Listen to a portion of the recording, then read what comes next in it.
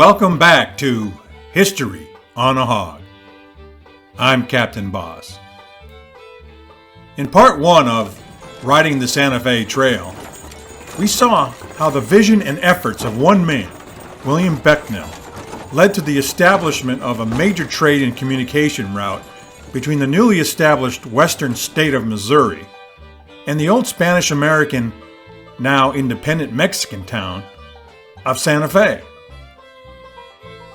From 1821 until 1846, the Santa Fe Trail was a two-way international commercial highway used by both American and Mexican traders to move primarily manufactured goods.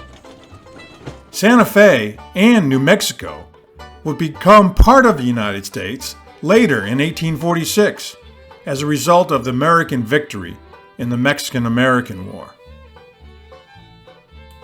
Although the Santa Fe Trail originated on the banks of the Missouri River near Franklin, Missouri, massive floods in 1826 and 1828 contributed to the originating point of the trail shifting to Independence, Missouri, just down the Missouri River.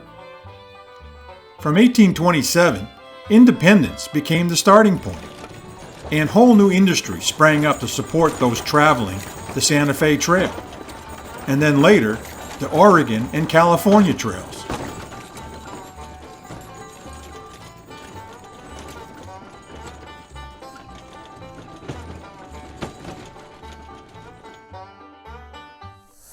Many travelers would depart Franklin and head west until they reached a trail junction on the route. It was located a few miles west after crossing the Missouri River and is located today in Gardner, Kansas.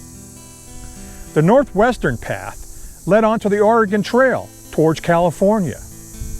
The other went southwest to Santa Fe. Remember, in the early days, the Santa Fe Trail was primarily used to move manufactured goods, not necessarily people. It was considered a commercial highway.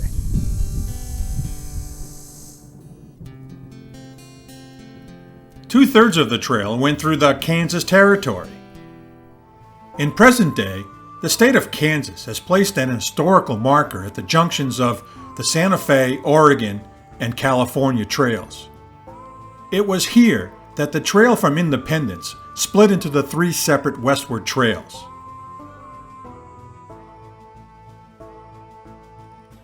Known as the Gardner Junction Historical Park, the state of Kansas has preserved the site of the trail junction. It is conveniently located right off of Highway 56 near present-day Gardner, Kansas. It's a great place to visit. You really get a sense of what these pioneers were facing as they started off on their journeys.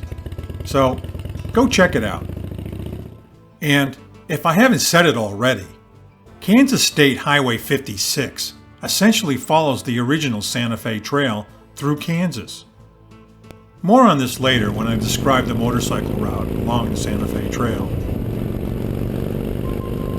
Today, in modern times, I was able to ride approximately 60 miles per hour on my bike. So, if I rode somewhere around 10 hours a day, I should be able to cover around 550 to 600 miles of ground. However, between 1821 and 1858, the choice of transport on the trail was the Conestoga freight wagon.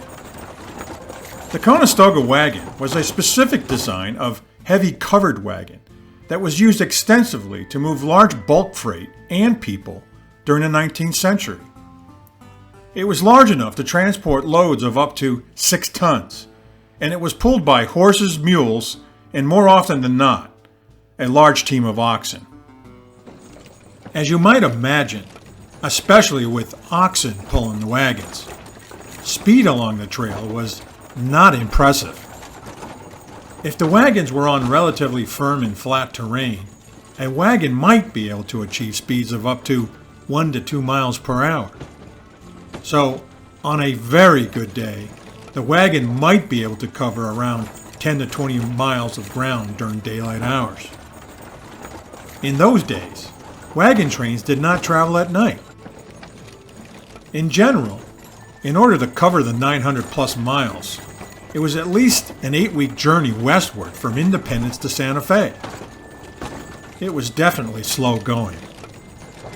The heavily laden freight wagon trains traveling over the trail would be comprised of approximately 30 wagons in the early months. But as supply and demand increased over the following months and years, wagon trains of up to 200 wagons was not uncommon. And they would encounter very different terrain and environments as they moved westward towards New Mexico.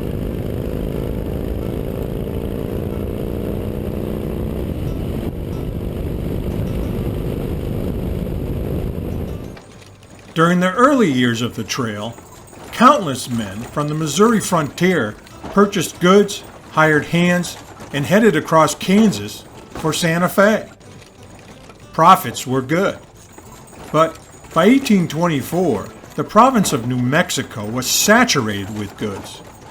So, being men of action, the traders expanded the trade route by crossing the Rio Grande River and proceeding down into Old Mexico, all the way to Mexico City. They made an incredible amount of money along the way.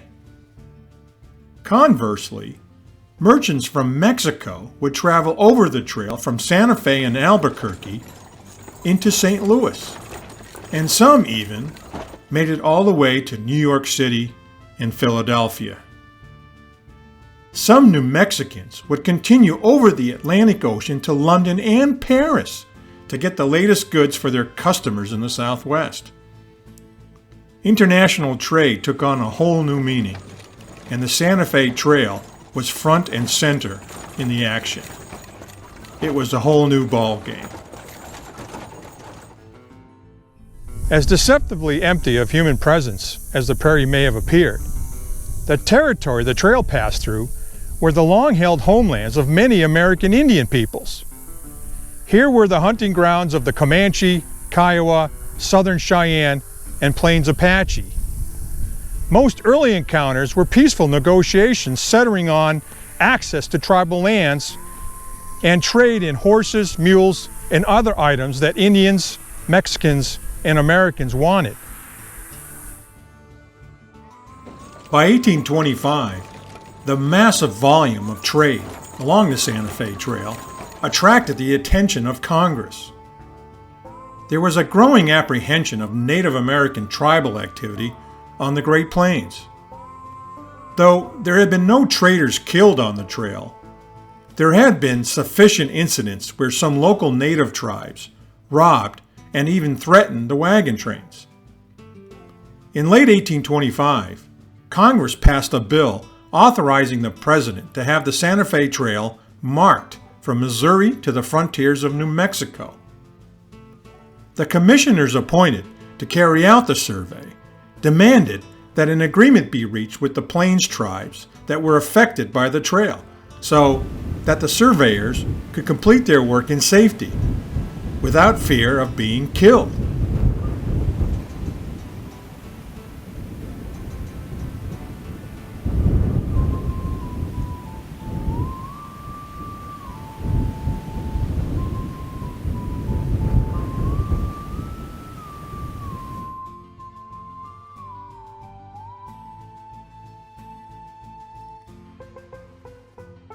Here in Council Grove, Kansas, U.S. government negotiators led by William Clark from the Lewis and Clark expedition fame reached out to the local Osage tribe of central Kansas. Clark successfully negotiated for a right-of-way for the Santa Fe Trail to pass through here, right down Main Street. The Osage agreed to cease raids on the Santa Fe Trail, which allowed the trail to be cleared for pioneer use.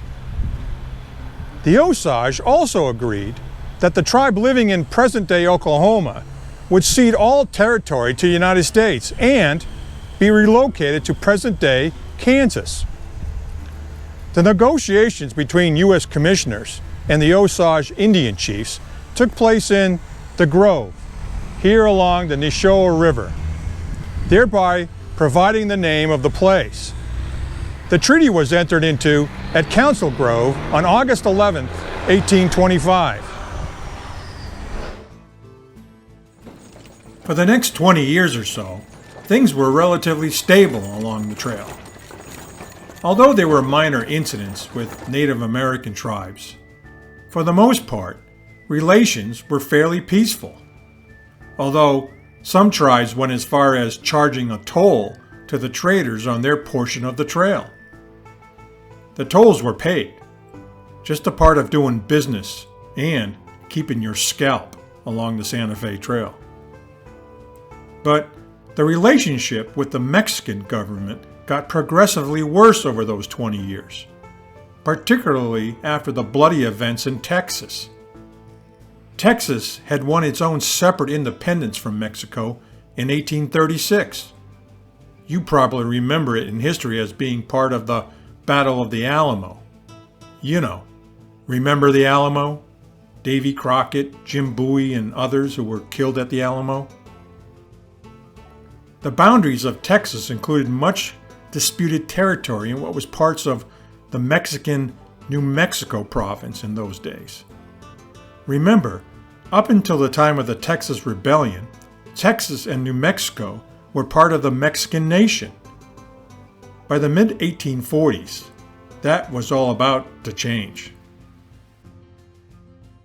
In 1845, the United States voted to annex the Republic of Texas into the Union. The Mexicans protested forcefully against the annexation because the independence of Texas was not formally recognized by the Mexican government.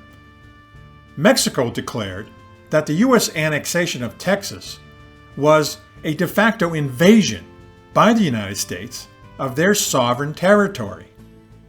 In response, the newly elected U.S. President, James K. Polk, who saw the annexation of Texas as the first step towards a further expansion of the United States, sent troops to the disputed area and a diplomatic mission to Mexico.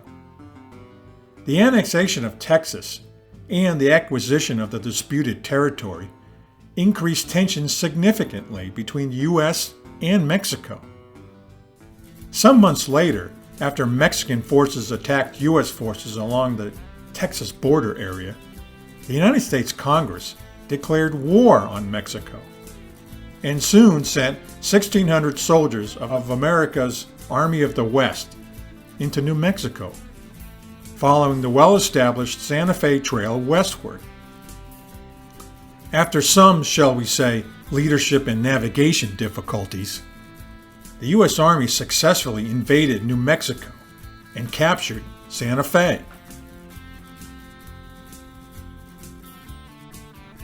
The war continued until 1848, but it was a one-sided affair, with the United States easily defeating the Mexican army everywhere they encountered them. The U.S. Army, under the command of Major General Winfield Scott, eventually captured Mexico City and forced the surrender of the Mexican government. When you come back for Part 3, find out what happens at the end of the Mexican-American War and its ramifications for the Santa Fe Trail. Also, find out what life was like on the trail, what dangers lurked for each member of the wagon train, and how did the Plains Indians react to the ever-increasing traffic through their ancestral lands. Next time on History on a Hog.